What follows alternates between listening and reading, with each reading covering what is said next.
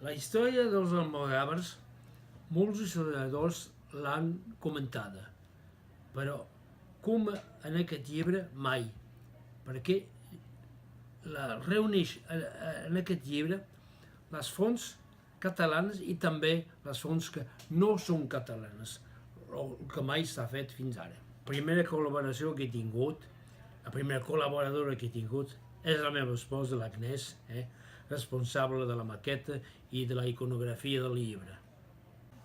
I després, la col·laboració per la traducció és l'explotació dels amics catalans.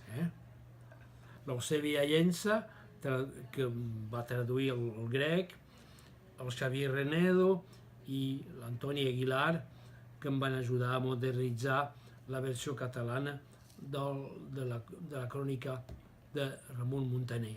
La Carme Plaça, que ens ha completat la traducció. Això no és només una història, perquè la figura de Roger de Flor s'ha transformat en un mite. Roger de Flor, que no era català, ara s'ha transformat en un mite català de l'expansió mediterrània dels catalans.